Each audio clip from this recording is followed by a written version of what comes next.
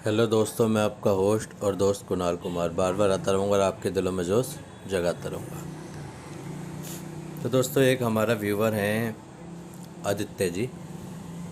तो yes bank वाले उनको 3 साल बाद, 3 साल पुराना केस है, वो एक्टिव दिखा रहा है। पता नहीं राइट ऑफ में क्यों नहीं गया है या एनपीए क्यों नहीं हुआ। तो उसको परेशान कर रहे हैं, कॉल करके उसको सीधा ही तेरे कॉलोनी में कर देंगे हम फ़ोन, तेरे पड़ोसी से बात करेंगे, मतलब एक तरीके का धमका रहे हैं। तो इन्होंने क्या है, जो आरबीआई की गाइडलाइंस है उनको बिल्कुल साइड में रख दिया और प्योर धमका रहे हैं, प्योरली। जबकि रिसेंटली इतने केस हुए हैं, गवर्नमेंट स्ट्रिक्ट हो गई है इस मामले में। और आरबीआई ने कुछ बैंकों को या कुछ एनबीएफसी को ये गाइडलाइन भी दे दी है कि आप आउटसोर्स कॉलिंग नहीं करा सकते। लेकिन होता क्या है दोस्तों, ये जो एजेंट्स होते हैं ना, इनका कोई माई बाप नहीं है, इनका कोई ईमान धर्म नहीं है। इनके पास केस असाइन होता है और अगले महीने के किसी दूसरी एजेंसी को चला जाता है। तो इनके लिए रिलेशन बनाना कोई मायने नहीं रखता। अब सपोज जैसे इसने रिलेशन बनाए कि आदित्य जी आपकी पेमेंट नहीं आई, 1 तारीख को केस इसके पास आया, इसने पूरे 29 दिन रिलेशन बनाए और आप पेमेंट नहीं कर पा रहे हो। तो आप वो पेमेंट सपोज आप 1 तारीख को कर पाओ या 2 को कर पाओ या 5 को कर पाओ, मतलब अगले महीने, तो वो जो इन्होंने मेहनत करी या रिलेशन बनाए वो इनके मतलब के कुछ नहीं रहे, क्योंकि दूसरी एजेंसी पे चला जाएगा, मलाई वो खाएगा फिर। तो इसीलिए ये कुछ भी हो, किसी कस्टमर की माँ एक करनी हो, बहन एक करनी हो, माँ बहन एक करनी हो, तो ये पीछे नहीं हटते।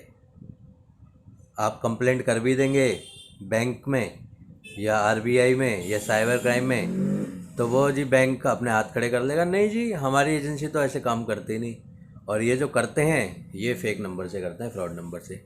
तो इनको पकड़ना थोड़ा सा नामुमकिन सा होता है।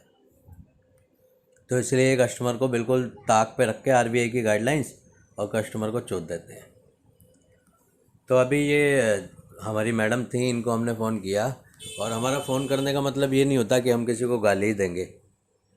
हमारा मतलब सिर्फ ये होता है कि हम उससे बात करें और उसे समझें और उसे समझाएं कि मैडम आरबीआई की गाइडलाइन ये कहती है और आप ऐसे कैसे बात कर रहे हो। लेकिन कुछ रिकवरी एजेंट ऐसे होते हैं जो अपने आप में बहुत बड़े शहंशाह होते हैं। वो कस्टमर या कोई भी, क्योंकि उन्हें पता है नंबर तो फ्रॉड है, ठीक है, वो उसको ये समझ लेते हैं कि मतलब जैसे हम कुत्तों को देख के भगा देते हैं ना, भग, ऐसे करके कस्टमर को समझ लेते हैं कि ये तो यही है। तो उसके बाद हमने मैडम से बात की, बाइज्जत बात की, मैडम नमस्ते, और मैं कुना उसका आदित्य का पड़ोसी बोल रहा हूँ। आप उससे बोल रहे थे कि पड़ोसी को फ़ोन करेंगे या पड़ोसियों से बात करेंगे, तो आप मेरे से बात कर लो। आप बोल रहे थे पड़ोसियों को बजाएंगे, आप मुझे बजा लो। इसमें अभी तक हमने कोई बदतमीजी नहीं की थी। मैडम ने फ़ोन काटा, हो सकता है वो किसी काम में व्यस्त हो या कुछ कर रही हो। उसके बाद कुछ सेकंड बाद या कुछ मिनट बाद, 1 आध मिनट में ही आ गया था, कॉल आया मैडम जी का। हाँ भाई बोल, कुत्ते की औलाद बोल। अब भाई साहब देखो, पहले तो गलत आप कर रहे हो।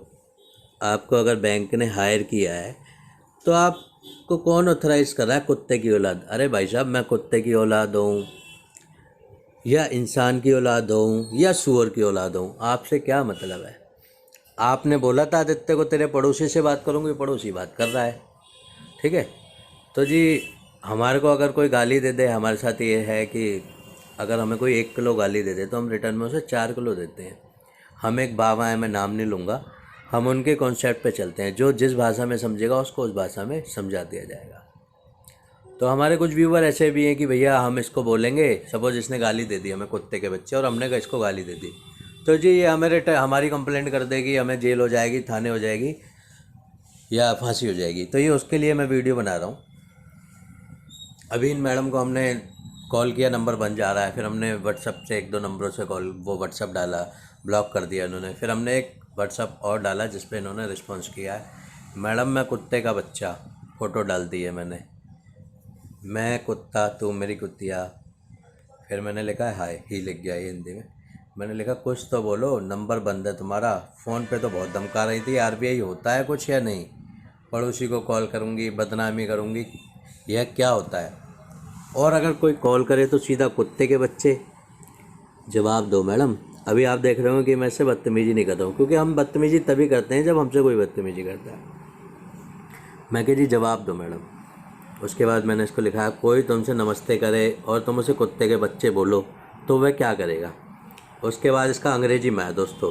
ये सोच रही है कि हमें अंग्रेजी आती नहीं, लेकिन हम तो उन बाबा को फॉलो करते हैं जो जिस भाषा में समझता है उस भाषा में जवाब देते हैं, तो अंग्रेजी तो बहुत छोटी चीज़ है। इसने लिखा है, excuse me boss, who the hell are you, I am going to police station in against you, wait and watch. ये एक तरीके की इन्होंने उल्टा चोर कोतवाल को डांटे वाली कहानी कर दी। तो ये हमें धमका रही हैं कि मैं पुलिस में कंप्लेंट कर दूँगी। तो जी कर दो।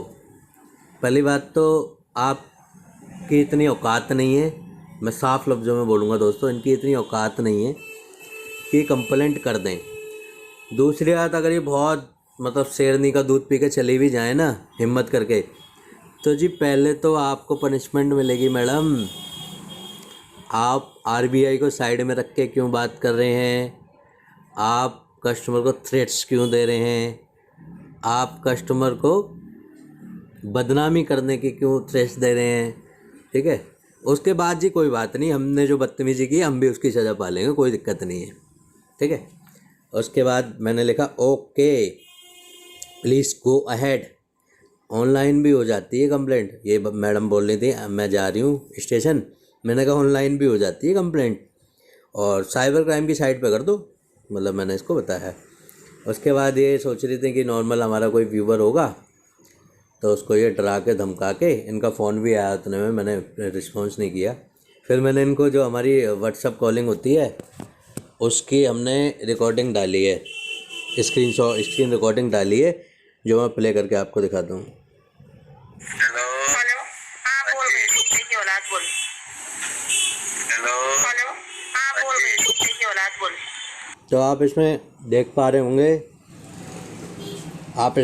रहे होंगे कि ये जो नंबर है साफ साफ इसमें मेंशन है और इसके कॉल रिकॉर्ड्स भी हैं।